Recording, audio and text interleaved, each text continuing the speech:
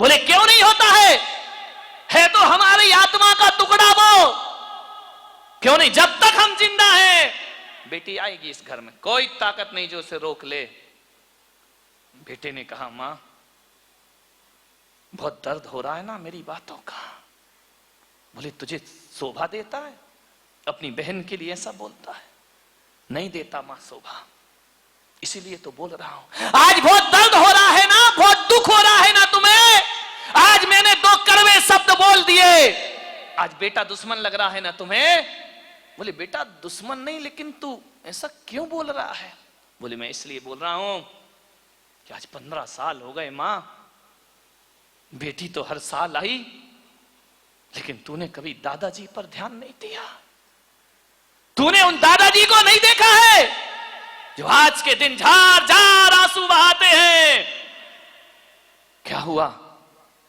15 साल से इस घर में बुआ नहीं आई है मां, ध्यान रखिए।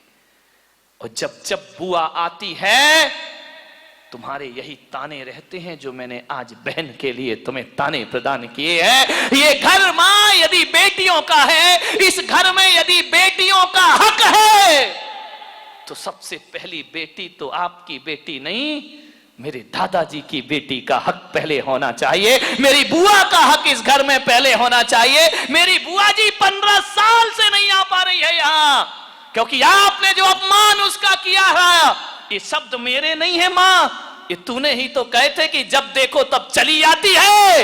यही शब्द तो मैंने बहन के लिए कहे हैं। और जब तुमने कहे थे कि इतना खर्चा होता है इस ननंद के आने पर, तो मेरे दादाजी ने भी तो यही कहा था ना कि मैं अपनी कमाई दौलत देता हूं, तुमसे क्या मांगता हूं। उस पर ब्रेक कौन होते हो तुम लगाने वाले, रोक लगाने वाले कौन होते हो? क्या इस घर में बुआ नहीं आना चाहिए?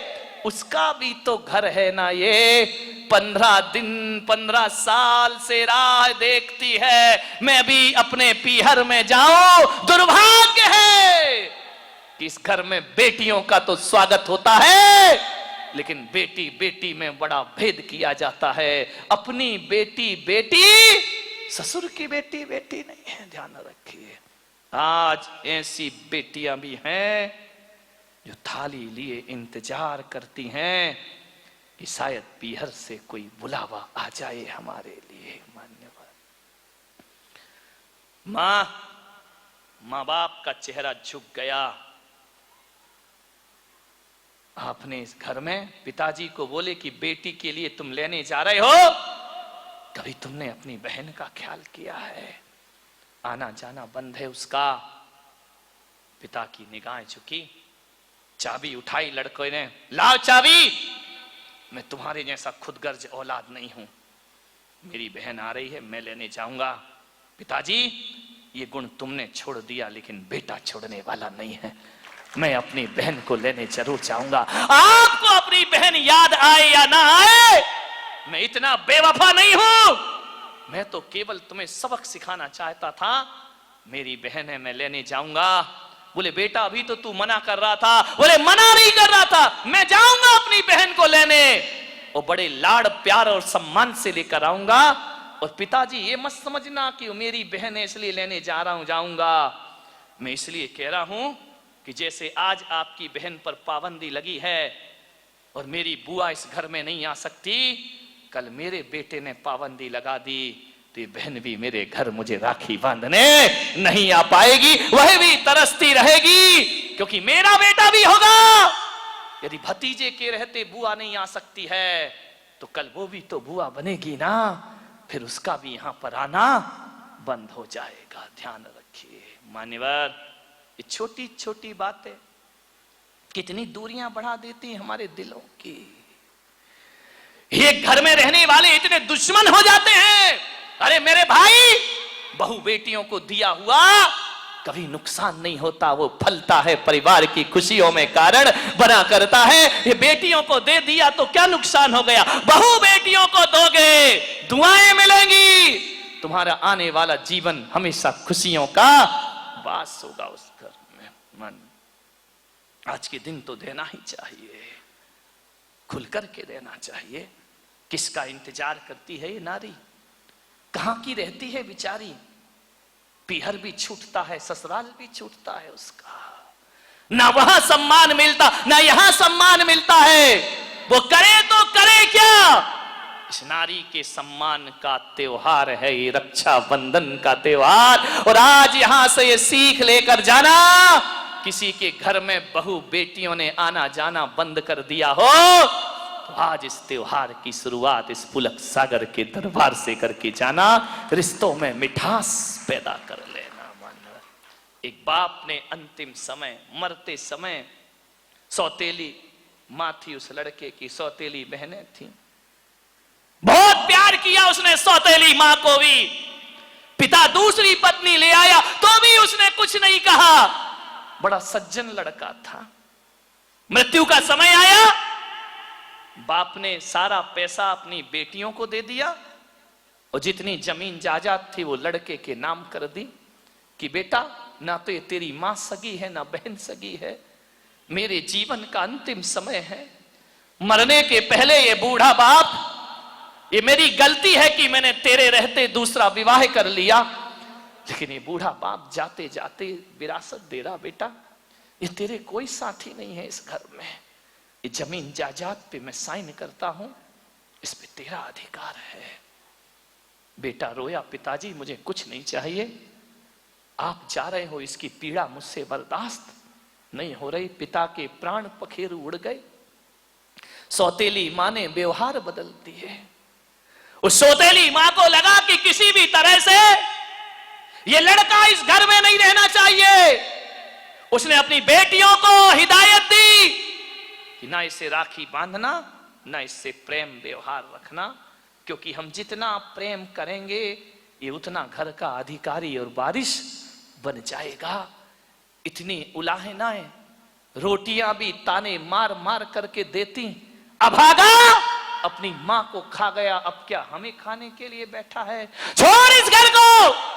बहनें भी कभी प्रेम से बात ना करती, दुत्कारती रहती, लेकिन बच्चा बड़ा प्रतिभाशाली था, उसने कहा मैं पढ़ाई करूंगा। डांट खाता, फटकार खाता, निंदा होती, गालियां खाता, कभी कभी मार पड़ती, उसने कहा मैं सब सह लूंगा, पढ़ाई करूंगा। उस बच्चे ने पढ़ाई लिखाई की। जब ज्यादा यातनाएं बढ़ गई, उसने घर छोड़ दिया, अपनी मां बाप का घर छोड़ के चला गया। पढ़ा, पढ़ लिख कर बहुत बड़ा आदमी बन गया। मान्यवर, ठोकरों से मत घबराओ, ठोकरें इंसान को ठाकुर बनाया करती हैं, ध्यान रखिए। जो पत्थर सड़क पे ठोकर खाता है, शिल्पी के हाथ लग जाए तो पत्थर मंदिर का भगवान बन जाया करता है, ध्यान रखिए। संघर्षों से मत घबराओ, ठोकरें तो पड़ती हैं। उस लड़के ने अपना भविष्य बनाया, जीवन बनाया, पढ़ लिख कर बहुत बड़ा आदमी हो गया। उसने अपनी सौतेली बहनों की शादी की, सबको दिया, जो चाहिए ले जाओ, मुझे कुछ नहीं चाहिए, सब कर दिया। साधारण घरों में शादी हो गई। एक दिन वो बहुत बैंक का बहुत बड़ा मैनेजर बन गया था वो लड़का। एक दिन एक आदमी उससे कर्ज लेने आया, उसने कर्ज दिया, लोन दिया। वो आदमी लोन लेके चला गया, लोन पटा नहीं सका, चुका नहीं सका, वो भी लोन ले गया, वो भी खत्म कर दिया। एक बार क्या हो रहा था, बहनों ने तो रिश्ते ही तोड़ लिए थे सौतेली भाई से, ना हमें देखना, ना उससे बातें करना, ना उसके पास जाना, ना कोई रिश्ता, कोई भाई नहीं है हमारा। बहन की एक बच्ची थी, 10-12 साल की होगी। उस बहन ने पूछा, मम्मी हमारा मामा नहीं है? बहन ने कहा, मां ने कहा, बेटा अपने कोई मामा मामा नहीं है, अपन अकेले हैं, कोई भाई नहीं है मेरा इस दुनिया में। बोले ठीक है। बच्ची जा रही थी कहीं, अचानक उस बच्ची का एक्सीडेंट हो गया। कोई सड़क पर उठाने वाला नहीं, कोई उसे संभाले, लोग देखते निकल जाते, एक्सीडेंट केस है, कौन फंसेगा? वो लड़का कार से बैंक जा रहा था, उसने देखा लहूलुहान कोई बच्ची पड़ी है, गाड़ी से उतरा, बच्ची को उठाया, अस्पताल ले गया। अस्पताल ले गया, डॉक्टर ने कहा इसकी जिंदगी खतरे में है, ये बच नहीं सकती बच्ची, इसको किडनी की जरूरत है, गुर्दे की जरूरत है, इसे गुर्दा चाहिए। कोई ना मिला, उस आदमी ने अपना गुर्दा निकाल के दिया, दे दो इसे, 10 साल की बच्ची छोटी सी, दे दीजिए इसको जीवन दान। डॉक्टरों ने कहा आप ये क्या कर रहे हैं? बोले एक किडनी से भी आदमी जिंदा रह सकता है, इसे दे दीजिए, इसे प्रदान कर दीजिए। किडनी दी गई, दोनों पलंग पर लेटे हैं। घर में फोन किया, दोनों पति पत्नी आए, मेरी बेटी, मेरी बच्ची, तुझे क्या हुआ है? डॉक्टर ने कहा ज्यादा शोर मत करिए, उसको आराम करने दीजिए। थोड़ी देर बाद बच्ची होश में आई। ऐसा गजब एक्सीडेंट। मां बाप ने पूछा तुझे यहां कौन लाया, तुझे किसने बचाया? बच्ची होश में आई, उसने देखा, बोले मम्मी, डॉक्टर ने कहा इसकी किडनी खराब है, दूसरी किडनी तुरंत डाली गई है, किसने दी इसे किडनी? उस बच्ची ने कहा एक भगवान ने मुझे किडनी प्रदान की है, उसने मुझे जिंदगी प्रदान की है। माँ बाप ने पूछा कि भगवान कौन है? बोले वो पलंग पर लेटा हुआ है, और जैसे ही माँ जाकर देखती है, पैरों तले जमीन खिसकती है, ये कोई भगवान नहीं, ये उसका वही सौतेला भाई है जिसने अपनी भांजी को किडनी प्रदान की है। उस भाई को भी नहीं पता कि एक लड़की कौन है। वो गए, जाकर के चेहरा हटाया, चेहरे से चादर हटाई, देखा कि ये तो मेरा भाई है। उसने देखा ये कैसे आ गई बहन यहां पर? कहते हैं जैसे ही उठने को हुआ, उसने बिठा दिया बहनोई ने कि लेटिए, ये जिसका एक्सीडेंट हुआ वो मेरी बच्ची है। भाई की आंखों से आंसू आ गए। उसने कहा वाह प्रभु, तूने मुझे बहुत अच्छी अकल दी, अपने घर के खून को खून देने का अवसर तूने मुझे प्रदान कर दिया है। आज ये भांजी है मेरी। मामा, बच्ची ने देखा, बच्ची ने कहा माँ ये कौन है? माँ क्या बोले, शर्मिंदगी से निगाहें गड़ी जा रही हैं। जिस भाई के लिए जिंदगी भर अशुभ सोचती रही, जिस भाई को दुश्मन समझते रही, मालूम है उस बच्ची ने कहा मम्मी इस भगवान ने मुझे जीवन दान दिया है। मां यदि तू कहे तो तूने कहा था ना कि मेरा कोई मामा नहीं है, तू कहे तो मैं इसे अपना मामा बना लूं। मां इसको राखी बांध दे, आज इसके हाथ में रक्षा का सूत्र बांध दे। मां ने कहा रक्षा का सूत्र? आपने कहा था मेरा कोई मामा नहीं है। मां जो जन्म देती है वो मां कहलाती है, और जो जीवन देता है वो मामा कहलाया करता है। उसमें 2 मां लगा करते हैं, जन्म देने वाली में तो 1 मां होते हैं, लेकिन इसने मुझे जीवन दिया है, मैं उसे चाचा या अंकल नहीं कहूंगी, मैं इन्हें अपना मामा कह करके बुलाऊंगी। भाई देखता है बहन की तरफ, बहन देखती है भाई की तरफ। भाई कहता है, लड़की कहती है मामा क्या हमें अपने घर नहीं ले चलोगे? कैसे ले जाए घर? जो बहन फूटी आंख नहीं देखती है उसे। आज बहनोई ने कहा कुछ भी हो जाए, आज मेरी बच्ची तुम्हारे घर जरूर जाएगी, मैं चलूंगा तुम्हारे साथ गाड़ी में। बहन की तरफ देखा, उसका सिर झुका, आंखों में आंसू। उसने कहा तू चलेगी मेरे घर? चलूंगी। जैसे घर पहुंचे, लड़की ने देखा मामा इतना बड़ा मकान। बोले बस बेटा ईश्वर की कृपा है। मामा तुम्हारे माँ बाप कौन है? तुम्हारे भाई बहन कौन है? मामा क्या उत्तर देता? मामा गया भीतर, अपनी अलमारी खोली, कागज निकाले जमीन जायदाद के, और जाकर के बहन से कहा इसके लिए तुमने दुर्व्यवहार किया था, इन कागजों के लिए मुझे घर में नहीं रहने दिया था। ले बहन आज ये कागज मैं तुझे देता हूं, जितनी भी जमीन जायदाद है तू ले ले, जितने अभी मेरे नाम मेरे पिताजी कर गए वो तू ले ले बहन, लेकिन एक बात कह दे, मुझे ना जमीन चाहिए ना जायदाद चाहिए। बहन दे सके तो एक भाई का प्यार मुझे वापस लौटा दे, मुझे और किसी भी चीज की जरूरत नहीं है, लौटा दे मुझे ये जमीन ये मकान ये रुपये पैसे कुछ नहीं चाहिए, एक रिश्ता चाहिए जो बरसों पहले खो गया था। कहते हैं बहन ने भाई को अपनी छाती से लगा लिया। लड़की ने पूछा कि मामा, मेरा तो कोई मामा नहीं।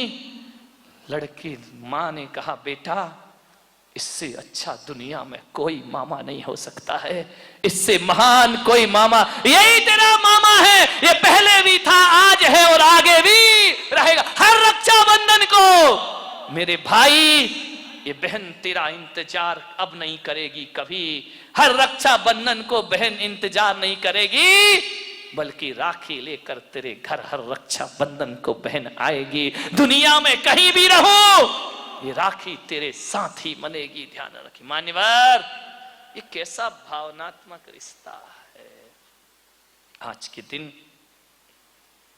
मान्यवर रुपयों का लेन देन नहीं, कितनी बहनें होंगी जो भाइयों की कलाई के लिए तरस रही होंगी, ध्यान रखिए। आज ये आयोजन में इसलिए रखता हूं कि जिन बहनों के भाई नहीं है, आज के दिन उनकी आंखों में आंसू आते हैं। आज बहन की कीमत समझ में आती है, आज भाई की कीमत समझ में आती है।